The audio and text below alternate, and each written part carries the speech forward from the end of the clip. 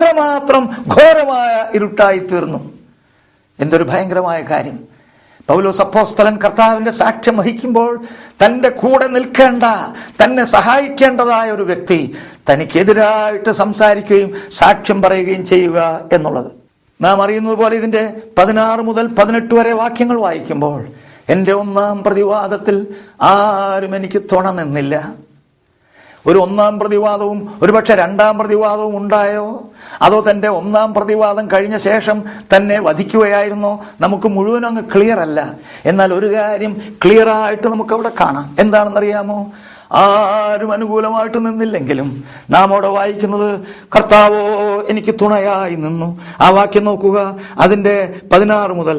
എന്റെ ഒന്നാം പ്രതിവാദത്തിൽ ആരും എനിക്ക് തുണ നിന്നില്ല, എല്ലാവരും എന്നെ കൈവിട്ടു. അതവർക്ക് കണക്കിടാതിരിക്കട്ടെ. കർത്താവോ എനിക്ക് തുണ നിന്നു. പ്രസംഗം എന്നെ കൊണ്ട് നിവർത്തിപ്പാനും സകല ജാതികളും കേൾപ്പാനും എന്നെ ശക്തീകരിച്ചു. ദൈവത്തിന് സ്തോത്രം. ദുഃഖത്തിന്റെ, നിരാശയുടെ, പ്രയാസത്തിന്റെ, നിസ്സഹായതയുടെ നെല്ലിപ്പടി വരെ എത്തിക്കഴിഞ്ഞിരിക്കുന്നതായ അവസ്ഥയിൽ ആരോരും തുണയില്ലാതെ എല്ലാവരും പ്രതികൂലമായി നിന്ന സമയത്ത് ആ അടിത്തറയിൽ നിന്ന്, ഏറ്റവും അടിയിൽ നിന്ന് ഇതാ വരുന്നു വിജയത്തിന്റെ ഭേരി. കർത്താവ് എനിക്ക് തുണ നിന്നു. പ്രസംഗം എന്നെ കൊണ്ട് നിവർത്തിപ്പാൻ എന്നെ ശക്തിപ്പെടുത്തി. ദൈവത്തിന് സ്തോത്രം. അപ്പോസ്തലനായ പൗലോസിന്റെ ജീവിതത്തിലെ അവസാനത്തെ പ്രസംഗം ആ റോമ കോടതിയിൽ അന്ന് മജിസ്ട്രേറ്റുമാരും ഉന്നത ഉദ്യോഗസ്ഥന്മാരും കൂടി വന്നിരുന്നതായ സമയം, ഗാലറികൾ നിറയെ സന്ദർശകരായ ജാതികളും യഹൂദന്മാരും തിങ്ങി നിന്നിരുന്നതായ സമയം, വേദപണ്ഡിതന്മാരുടെയും ചരിത്രകാരന്മാരുടെയും അഭിപ്രായത്തിൽ അത്ര ചരിത്ര സംഭവമായ പൗലോസിന്റെ അന്ത്യവിസ്താരത്തിൽ കൈസർ തന്നെ സന്നിഹിതനായിരുന്നിരിക്കാം, നീറോ ചക്രവർത്തി താൻ തന്നെ അവിടെ ഉണ്ടായിരുന്നിരിക്കാം. അങ്ങനെ റോമ സാമ്രാജ്യത്തിന്റെ ഒരു പ്രാതിനിധ്യ സ്വഭാവമുള്ള ഒരു വലിയ കൂട്ടത്തിന്റെ മുൻപിൽ നിന്നുകൊണ്ട് താൻ കൈവിടപ്പെട്ടവനായിരുന്നുവെങ്കിലും ആരോരും തനിക്ക് തുണ ഉണ്ടായിരുന്നില്ലെങ്കിലും, അലക്സാണ്ടർ തനിക്കെതിരായിട്ട് സാക്ഷ്യം പറയുവാൻ തയ്യാറായിട്ടുണ്ടായിരുന്നെങ്കിലും കർത്താവ് തുണ നിന്നു. അവനെ ശക്തിപ്പെടുത്തി. ദൈവത്തിന്റെ വചനം പൂർണ്ണമായ ശക്തിയോടുകൂടെ അവരെല്ലാവരും കേൾക്കത്തക്ക വിധം ദൈവം തന്നെ ഉപയോഗിച്ചു എന്നുള്ള സ്തോത്രസ്വരമാണ് പൗലോസിൽ നിന്ന് അവസാനമായിട്ട് ഉയരുന്നത്. ആ നിലയിൽ പൗലോസ് തന്റെ ദൗത്യം തികച്ചു എന്ന് നമുക്ക് കാണുവാൻ തക്കവണ്ണം സാധിക്കും. അത്ഭുതകരമായ നിലയിൽ ദൈവം പ്രവർത്തിച്ച ആ വിടുതൽ എന്തുമാത്രം സ്തോത്രത്തിന് മുഖാന്തരമായി തീർന്നു. അങ്ങനെ പൗലോസ് അപ്പോസ്തലൻ പൂർണ്ണമായിട്ടും തന്റെ ഓട്ടം അവിടെ തികച്ചു. തന്റെ ശുശ്രൂഷ താൻ തീർത്തു. നല്ല പോർ താൻ പൊരുതു എന്ന് തന്റെ അവസാനത്തെ വാക്കുകളിൽ നമുക്ക് കാണുവാൻ സാധിക്കുന്നു. 19 മുതൽ 22 വരെയുള്ള വാക്യങ്ങളിൽ ചില വന്ദനം ചൊല്ലലും മറ്റും പറഞ്ഞ് ആ ലേഖനം അവസാനിപ്പിക്കുന്നു. ഞാൻ ഓർപ്പിച്ചതുപോലെ അപ്പോസ്തലനായ പൗലോസിന്റെ അവസാനത്തെ വാക്കുകൾ. കാരണം ആദ്യമേ ഞാൻ അറിയിച്ചല്ലോ, ഈ ലേഖനം എഴുതി ഒരു 2 ആഴ്ചക്കുള്ളിൽ റോമിന്റെ പടിഞ്ഞാറ് ഭാഗത്തുള്ള ഓസ്റ്റിയൻ റോഡിൽ വെച്ച് പൗലോസിന്റെ ശിരച്ഛേദം നടന്നു. തന്റെ തല വെട്ടിമാറ്റി. അങ്ങനെയാണ് താൻ രക്തസാക്ഷിത്വം വരിച്ചത്. എന്നാൽ താൻ ഈ പറഞ്ഞിരിക്കുന്ന വാക്കുകളാൽ നമുക്ക് എന്തുമാത്രം നമ്മെ തന്നെ ഉണർത്തുവാൻ ആവശ്യമുണ്ട്. മരണത്തെ വെല്ലുവിളിച്ചുകൊണ്ട് കർത്താവിന് വേണ്ടി തന്നെത്താൻ അവസാനത്തോളം എരിഞ്ഞടങ്ങുവാൻ തക്കവണ്ണം ഇടയായതായ കാര്യം. നമ്മുടെ ഭാരതത്തിൽ ആ വടക്ക് കിഴക്കൻ പ്രദേശത്തുള്ള നാഗാലാൻഡ് എന്ന് പറയുന്ന സ്ഥലത്ത് അവിടെ ഒരു പ്രത്യേക ശവക്കോട്ടയുണ്ട്. ആ ശവക്കോട്ട കോമൺവെൽത്ത് ഫണ്ട് ഉപയോഗിച്ചാണ് ആരംഭിച്ചതും ഇന്നും അത് നിലനിർത്തിപ്പോരുന്നതും. ആ ശവക്കോട്ടയിൽ ആയിരം ചില ആയിരങ്ങൾ തന്നെ പട്ടാളക്കാരുടെ ശവകുടീരങ്ങളാണ്.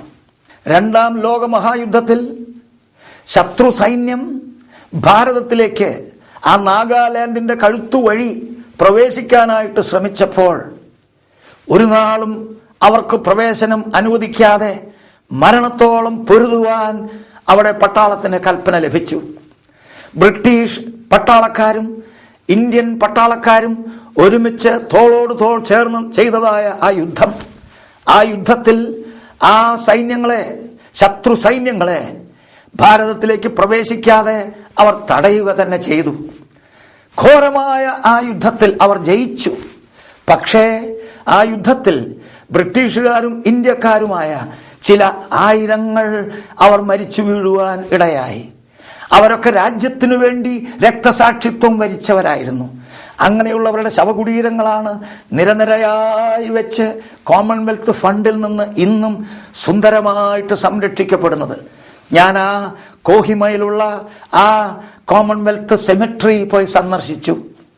അത് കഴിഞ്ഞ് വികാരഭരിതനായിട്ട് തന്നെ ഞാൻ വെളിയിലേക്ക് വരുമ്പോൾ അവിടെ ഒരു വലിയ പരന്ന കരിങ്കല്ല് സ്ഥാപിച്ചു വച്ചിട്ടുണ്ട്.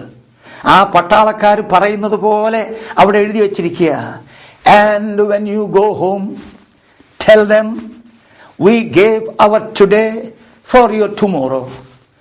നിങ്ങൾ വീട്ടിലേക്ക് ചെല്ലുമ്പോൾ നിങ്ങൾ അവരോട് പറയണം, ഞങ്ങൾ ഞങ്ങളുടെ ഇന്ന് നിങ്ങളുടെ നാളേക്ക് വേണ്ടി നൽകി.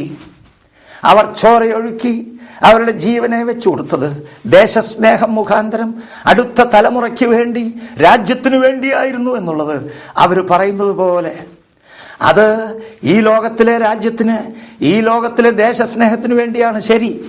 എന്നാലും വിശ്വാസികളായ നമുക്ക് അത് നൽകുന്നൊരു പാഠമുണ്ട്. ഞാനും നിങ്ങളും ഇന്ന് സുഖലോലുപരായിട്ട് ജീവിക്കുന്നു.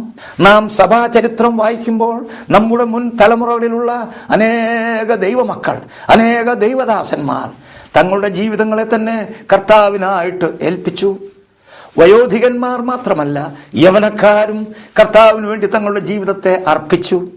അന്ന് ഞാൻ അവിടെ നിന്ന് ഇങ്ങനെ വിചാരിച്ചു, ആ രക്തസാക്ഷികൾ, ക്രിസ്തീയ രക്തസാക്ഷികൾ എന്നോട് പറയുന്നത് പോലെ, ജോയ്, നിന്റെ നാളേക്ക് വേണ്ടി ഞങ്ങൾ ഞങ്ങളുടെ ഇന്ന് ബലിയർപ്പിച്ചു, ഞങ്ങൾ കൊടുത്തു.